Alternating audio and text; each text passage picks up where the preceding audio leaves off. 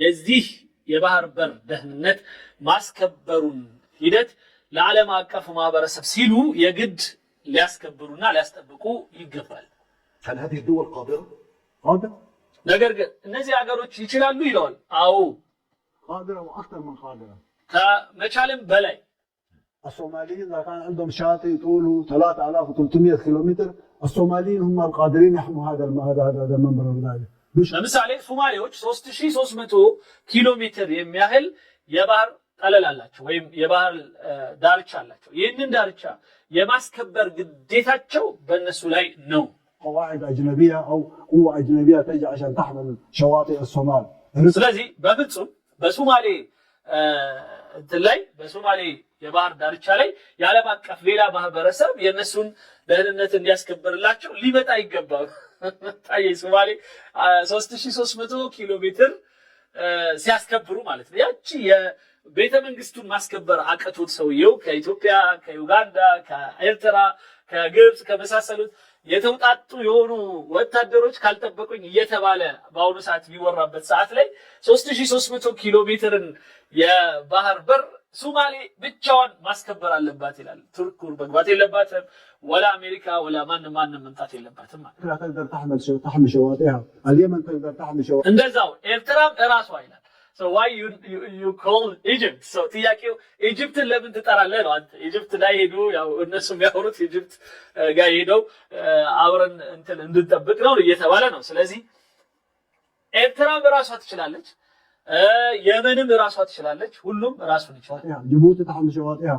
ራሱ ጅቡቲም የራሷን ክልል ትጠብቅ። በጣም አሪፍ። السودان والسعودية يحملوا شواطئهم. እንደዚሁም ሱዳን እና ሳዑዲያም የራሳቸውን ዳርቻ ይጠብቁ ያስከብሩ። تحتاج إلى واحد من برا يجي يحميك. እና እንዴት ነው ሌላ የውጭ አካል መጥቶ አንተን እንዲጠብቅ ትፈልጋለህ? يعني عشان تؤمن هذا ያንተን በር ያንተን አካል ያንተን ቤት እንዲጠብቁልህ ሌሎችን ትፈልጋለህ? هذا هو سبب كل التعقيدات. ይሄ ነው የሁሉ ነገር ችግር ዋና ሰበቡና ምክንያቱ።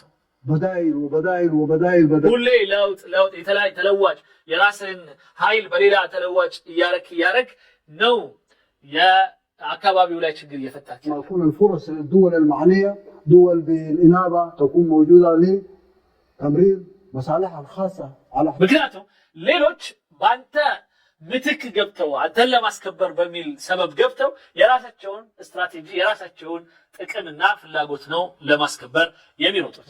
شعوب هذه المنطقة وعلى حساب هذا الممر المائي الدولي.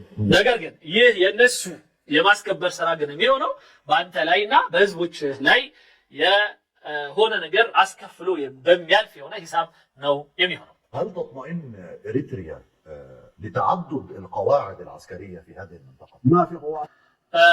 ኤርትራ እሺ ይለዋል። ኤርትራ ለዚህ የተለያዩ የምንድነው ስሙ የጦር ቤዝ ችላ መቀመጥ ትችላለች ማለት ሌሎችን በሙሉ ማስቀመጥ ማስተባበር ትችላለች ይለዋል።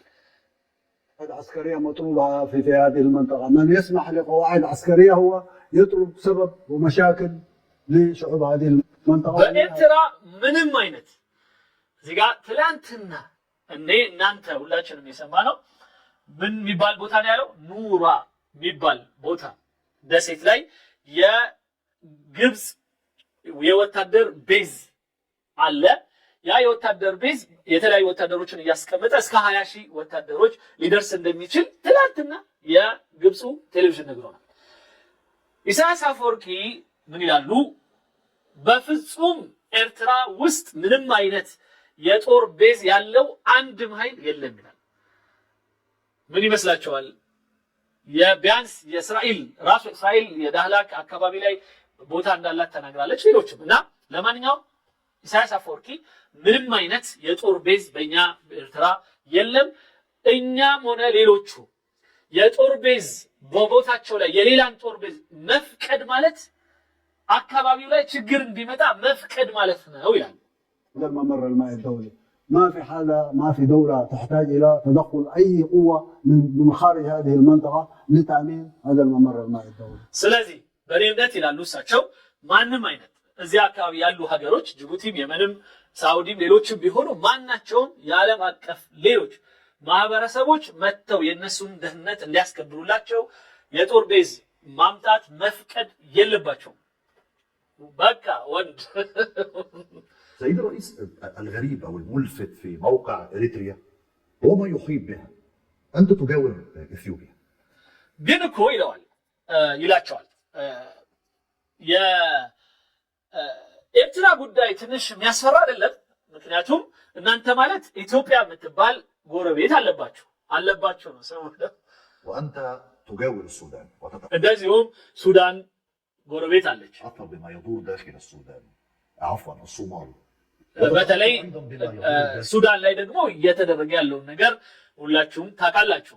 ሌላው ሶማሌ ነው።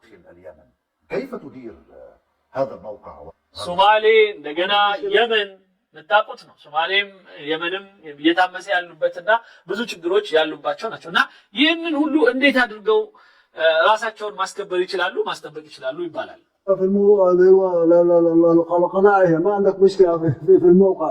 أنا ما عندي موقعي الخاص في هذه العملية. ዝም ብሎ ነው እኮ ይላል። ዝም ብሎ ነው ይላሉ ኢሳያስ አፈወርቂ። ዝም ብሎ እኮ ነው። ዝም ብሎ በቃ የምታምነው ነገር ነው። በውስጥ አንተ የምታምነው ችግር አለ ብለህ ካመንክ ችግር አለ፣ ችግር የለም ካልክ ችግር የለም። ስለዚህ እኛ ጋር ለምሳሌ ችግር የለም፣ በቃ ምንም ችግር የለም።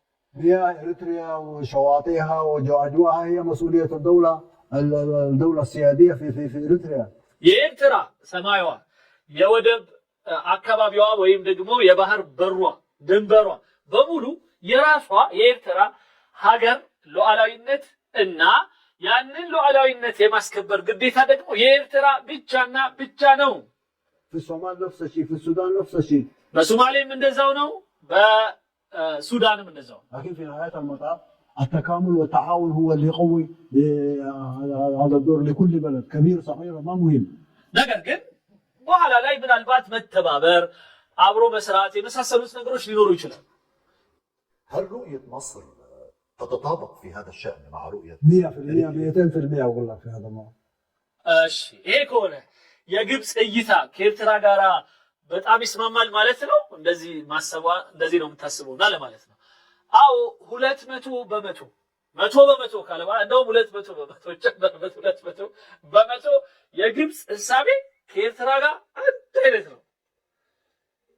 ያ ማለት ግብፅ ليست خارجية ولا تدخلت عندهم يعني ይሄ ማለት እንትን ማለት ነው። ማንን ሊያጨረብሩ እንደሆነ አላውቅም። የግብፅ ከዛ ርቀት መታ በኤርትራ በሶማሌ በኢትዮጵያ ጉዳይ ጣልቃ መግባት ይሄ ለሷ ጣልቃ መግባት አይደለም ለኢሳያስ አፈወርቂ እንደሚያስበው። ምክንያቱም ግብፅ የዚህ አካል ናት ተብሎ ስለሚታሰብ ማለት ነው።